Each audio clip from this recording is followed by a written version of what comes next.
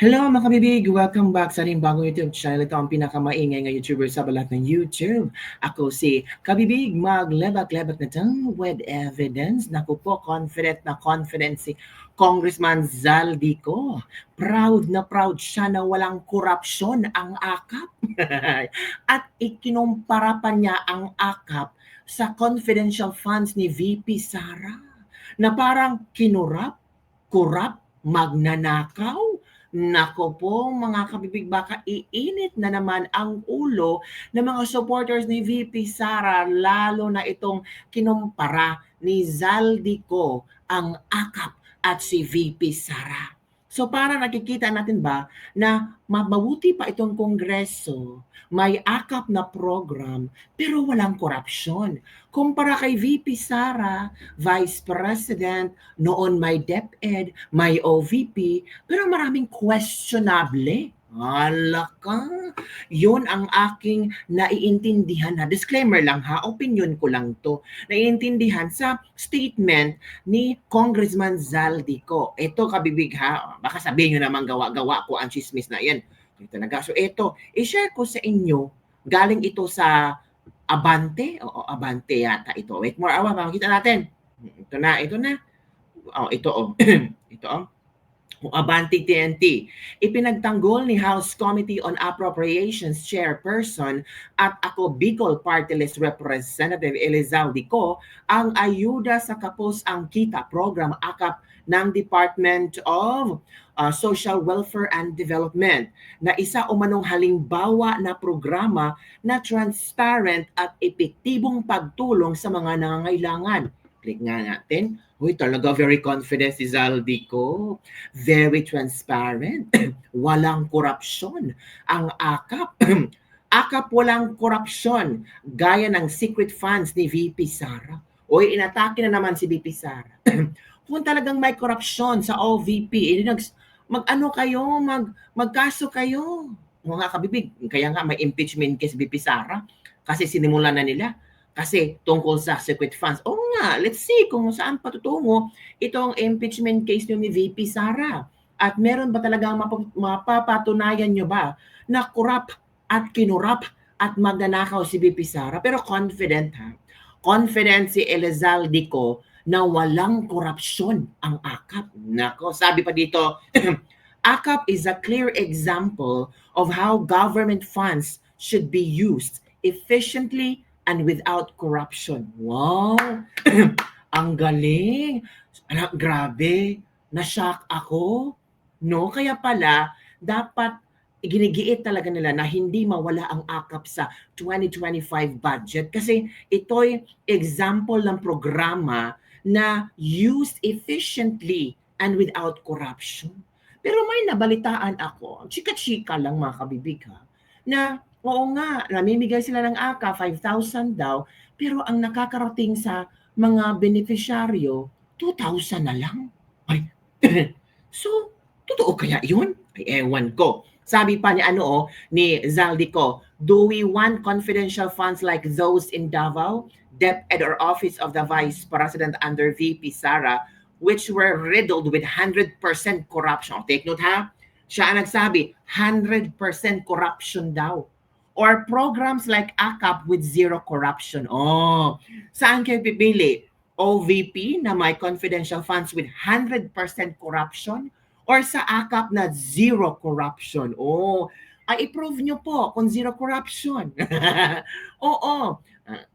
In-approve nyo na sa hearing na ang VP Sara, sabi nyo 100% corruption ang OVP confidential funds. At ano pa, magpa-hearing din kayo about sa AKAP.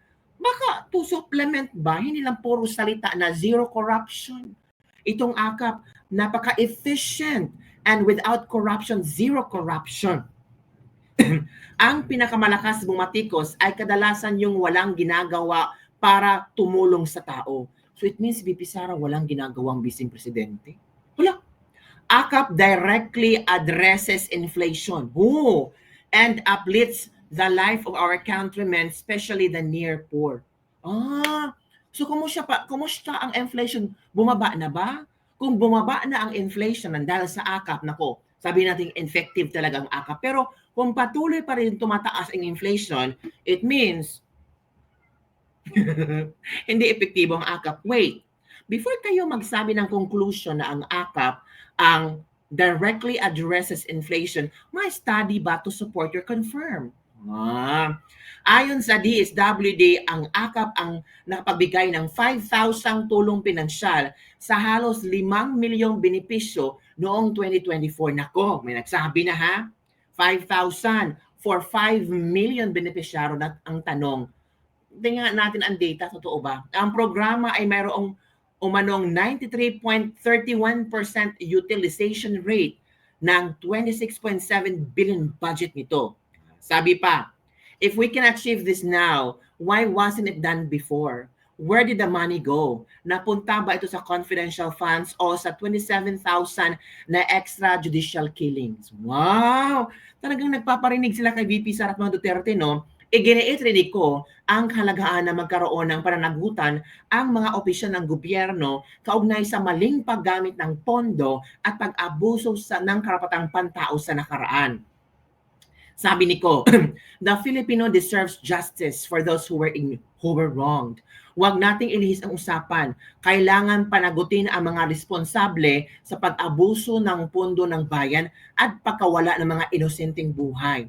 Sinabi ni Ko na hindi rin maitatanggi ang kahalagahan ng mga programa ng gobyerno, gaya ng AKAP, upang matulungan ang mga kinapos ang kita para hindi tuluyang lumubog sa kahirapan ang mga ito. Ang tanong, ilang benepisyaryo? Sinabi dito, 5 million. Yung 5 million ba one-time bigayan ng AKAP? Or monthly meron silang AKAP? Or kung pupunta lang sa ang mga kongresista, magka-AKAP sila. Ano ba? Kagaya ba ito ng 4-piece na every month merong AKAP? Or piling-pili lang? Kasi nawiwerduhan ng tao, na-curious ano ba ang proper guidelines ng AKAP? Katulad ba ito ng 4-piece? Same lang ba ang beneficiaries ng 4-piece at ng AKAP? No, yun nga. Sinabi ni Ko na hindi maitatanggi ang kalagahan ng programang gobyerno ng AKAP. Criticisms without action is noise. Ay, while others talk, AKAP delivers. Ay, ang ganda. Di ba ang ganda? While others talk, yung iba, kyaw-kyaw ng kyaw-kyaw, pero ang AKAP ang nagbibigay, ang nagde-deliver ng serbisyo. Ganito ang nangyayari kapag inuuna natin ang kapakanan ng tao kaysa politika. Oh. This is a kind of leadership Filipinos deserve. Honest, efficient, and free from corruption. Wow! Let's learn from the past and build a better future for every Filipino. Ang galing! Ang galing ni Congressman Zaldico. Tingnan nyo, oh. Ito daw ang kailangan ng sabay ng Pilipino. Honest, efficient, and free from corruption. Oy! So, mga kabibig, naniniwala ba kayo sa statement ni Zaldico na talaga ang AKAP ay umaksyon? Ito ay pinaka-efficient na kung saan ma-deliver doon sa mga nangangailangan, the near poor Filipinos. Pero, ano itong may challenge si Shelo Magno? Hala, anong challenge ni Shelo Magno, kabibig? Ang challenge ni Shelo Magno, Martin Romualdez Challenge, ilabas ang AKAP listahan. Hala. O ito na, di ba sabi ni Zaldico, pinaka-efficient, zero corruption, may challenge agad si Shelo Magno. Di ba? Tama naman ang challenge ni Shelo Magno. Kung talagang zero corruption ang AKAP, ilabas ang listahan. Di ba? O eto na, kabibig. Ayun. Speaker Martin Romualdez, yaman din lang at gusto mong maging ayuda king, ay pakisagot naman tong tanong, bakit binawasan mo ng 50 billion pesos itong pangunahing ayuda program ng gobyerno, yung 4-piece, tapos AKAP ang pinopondohan mo. Anyway, meron akong challenge sa'yo. Tawagin natin tong Martin Romualdez Challenge. Sabi mo kasi may listahan naman at nakalagay ang pangalan ng mga AKAP recipients. Ilabas natin tong listahan na to, publicly available at makikita online sa internet, no? Tawagin natin tong hashtag ilabas ang AKAP listahan. Alam mo kasi, tax po natin yung ginagamit sa pagpapamudmod ng AKAP program. So kailangan ma-validate natin kung totoo nga bang mga tao tung tumanggap ng AKAP ayuda. Kasi baka mamaya sa listahan na yan, dyan naman natin makita si Cheese Curls. Isa pa, yung mga tumanggap naman ng AKAP ayuda, sabi ni Speaker Romualdez, 5,000 pesos daw. 5,000 pesos nga ba ang natanggap nyo? Maganda pong ma-validate ito ng buong bayan. So, pakalat po natin tong hashtag na to, hashtag Martin Romualdez Challenge, hashtag ilabas ang AKAP listahan. Oh, so yun ang hashtag ni Shelo Magno, ilabas ang AKAP na listahan. Hala ka, ano sa komento nyo kabibig, ha? Totoo kayang, ay nako. Well, kung ganon, kung tama man lang, di ba? Kung tama man lang, walang problema doon, di ba? AKAP nagamit nga ba ng mga politiko para mapapangu ang pangalan lalong lalapit sa 2025? Oh, ano ba yan? Oy, AKAP program para sa mga kapos, ginagamit sa pagsuhol sa public school system sa Occidental? Uy, ano ba naman yan? Depende lang talaga mga kapipig. AKAP fund, delikado nga ba? Oh, ang dami. 5, worth it nga ba? Ito pa. Ano pa mga dito ay? Ano ba mga sinasabi dito? Ang dami. Ang dami tungkol sa AKAP. So, ano ba? Do you think mga kabibig, AKAP is very important? May iba naman ang sabi na, kabibig, importante yan, lalo na sa amin na konti lang ang sahod namin. So, mas ano importante? Mas ang AKAP or taasan ang sahod ng gobyerno, ng mga empleyado sa gobyerno or private sectors? Di ba mas maganda nataasan ang sahod kasi every month makukuha mo ang pagtaas ng sahod. Kaysa AKAP na depende lang kung ano ba ang guidelines. Kaya nga naguguluhan si Amy Marcos kung ano nga ba ang guidelines. Diba? AKAP ayuda sa kapos ang pagmamahal ng tambayan kay Martin Romualdez. O, ito pa. AKAP program campaign fund ni Martin Romualdez. Ang dami nga mga kabibig. Kaya ito ha. Muna kabibig, manood dito ha. May mga din ito, mga tawag dito. Mga storya din mga kabibig. Nag-usap-usap din sila kung gaano ba ito ka-importante ang AKAP. Ito ba? At yung chika na ginagamit daw ito sa mga politiko, ewan ko, basta may nakita lang akong video, i-share ko sa inyo sa Net25, makinig tayo, ano ang laman nito. Kaya let's proceed. Maybe you can explain kasi sinasabi na ang DSWD man daw ang mamamahagi at hindi daw mga politiko. Kayo na po magkwento, ano ba yung rational dito po para sa AKAP? Yes, Ma'am Ali and Ma'am Pat. Yung ayuda para sa Kapos at Kita program, it's actually a social safety net na ibinabahagi natin doon sa mga low income, mga minimum wage earners, na ang purpose objective nito ay i-caution na po yung effect ng inflation para hindi rin po sila mag-slide down to poverty. This is the purpose actually of social safety nets para nga maprotektahan natin yung ating mga kabayan from adverse shocks or emergencies or crises that would affect their level of well-being. So ito pinabahagi natin, gaya ng nasabi ko dun sa mga low-income and minimum wage earners. Nagsasagawa po ng assessment yung ating mga social workers to determine the eligibility ng pong mga tatanggap ng assistance po na ito.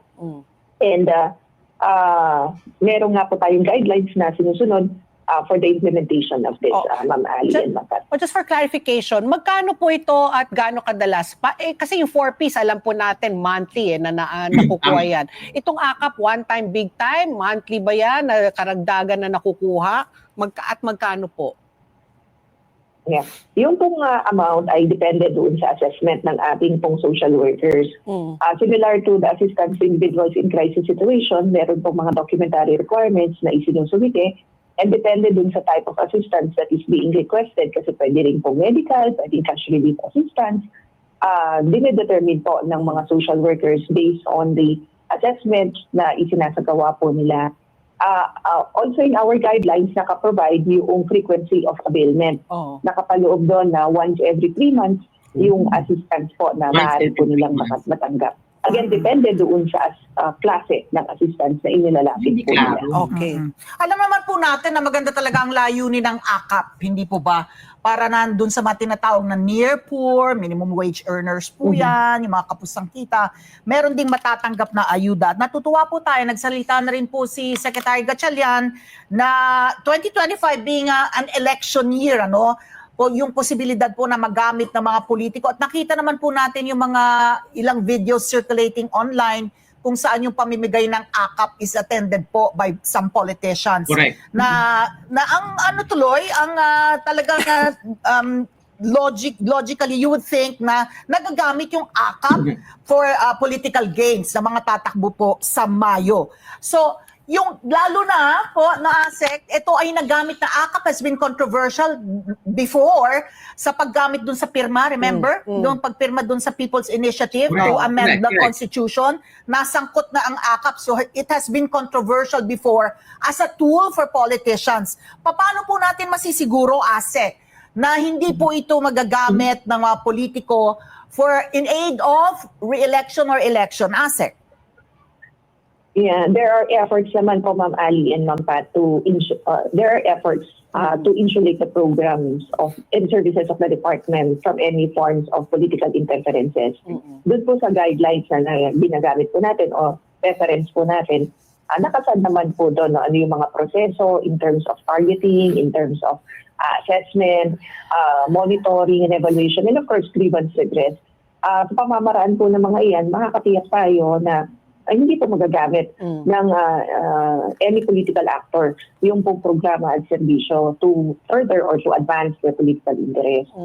At least naman, sabi sila na hindi magagamit. So at least, klarong-klaro mga kabibig. So yun lang mga kabibig ang ating Lilis Libak-Libak for this. So far, sinabi yung once in 3 months. So depende talaga sa assessment. Diba? So yun lang kabibig. Don't forget to like, subscribe, and share this video. Bye everyone! See you next time!